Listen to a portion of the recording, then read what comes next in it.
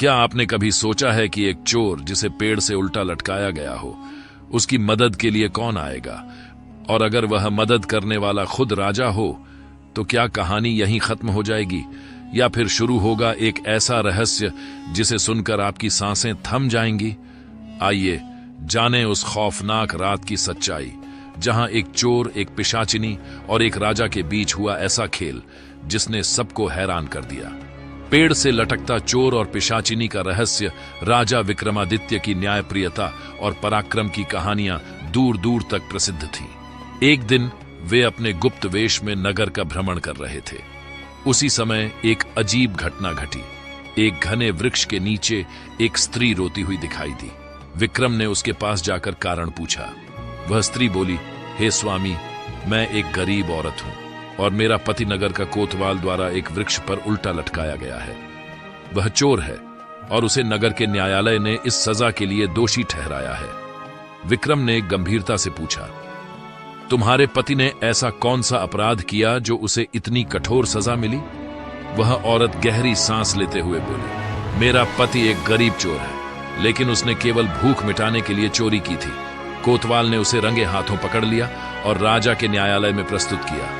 उसे यह सजा सुनाई गई कि वह एक पेड़ पर उल्टा लटका रहेगा। विक्रम ने पूछा, क्या तुम्हें इस सजा से कोई आपत्ति है? वह औरत शांत भाव से बोली, मुझे न्याय के निर्णय पर कोई आपत्ति नहीं है, लेकिन मैं अपने पति को भूखा प्यासा तड़पते हुए नहीं देख सकती। न्याय में यह तो नहीं लिखा था कि वह भूखा प्यासा मरे। मैं चाहती हूं कि उसे खाना और पानी दे सकूं। विक्रम ने गंभीर स्वर में कहा, तो अब तक तुमने ऐसा क्यों नहीं किया? वह औरत रो पड़ी और बोली, मेरा पति इतनी ऊंचाई पर लटका हुआ है कि मैं वहां तक नहीं पहुंच सकती। नगर के लोग राजा के डर से मेरी मदद करने को तैयार नहीं हैं। मैं असहाय हूं। विक्रम ने सहानुभूति से कहा, तुम्हारी यह समस्या मैं हल करूंगा। चलो, मुझे उस वृक्ष के पास ले चलो। रहस्यमयी वृक्ष विक्रम ने उस स्त्री के साथ उस स्थान का रुख किया जहां चोर को उल्टा लटकाया गया था। वह स्थान सुनसान और डरावना था। वृक्ष की शाखाएं बड़ी अजीब तरह से फैली थीं और उसकी जड़ों से एक हल्की अजीब सी गंध उठ रही थी। जैसे ही वे वहां पहुंचे, विक्रम ने देखा कि चोर की हालत दयनीय थी। वह निर्जीव सा लग रहा था। औरत ने विक्रम से विनती की, हे स्वामी, कृपया मेरी मदद करें ताकि मैं उसे खाना पानी दे सकूं। विक्रम ने सोचा कि ऐसा करने में कोई हानि नहीं है। उन्होंने पेड़ पर चढ़ने का निर्णय लिया और उस चोर को नीचे उतारने का प्रयास किया। लेकिन जैसे ही विक्रम ने चोर को छुआ, उन्हें कुछ अजीब लगा। चोर का शरीर ठंडा था, मानो वह जीवित नहीं हो। औरत का सच। इसी बीच वह औरत जोर से हंसी।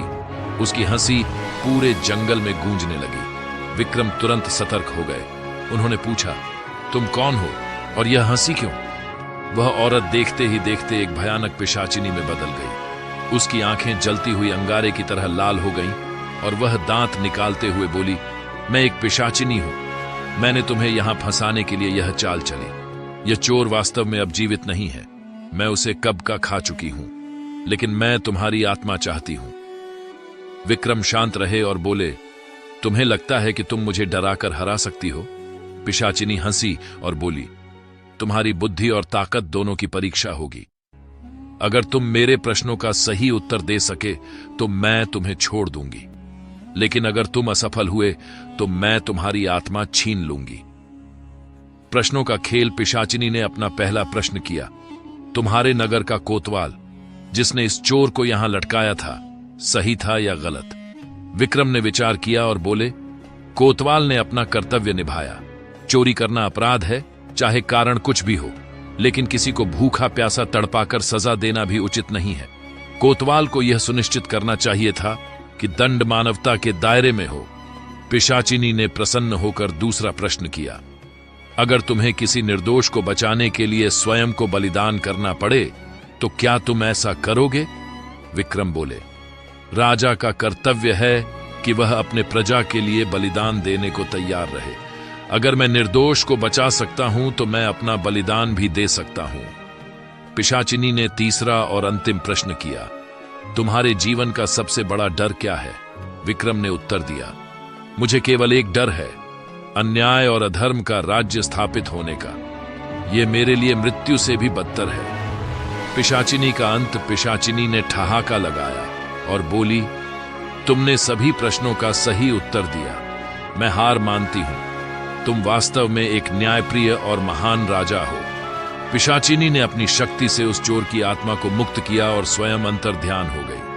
विक्रम ने चोर के शव को नीचे उतारा और उसे उचित तरीके से अंतिम संस्कार करवाया।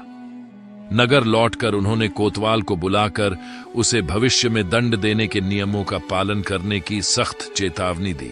इस घटना ने विक्रम की न्यायप्रियता और बुद्धिमानी को और भी प्रसिद्ध बना दिया। मैं आशा करता हूं कि यह वीडियो आपको अच्छी लगी होगी। वीडियो अच्छी लगी हो तो वीडियो को लाइक करें और चैनल पर अगर नए हैं तो चैनल को सब्सक्राइब करें ताकि मेरे दूसरे पार्ट का नोटिफिकेशन आपको सबसे पहले मिलता रहे। धन्यवाद।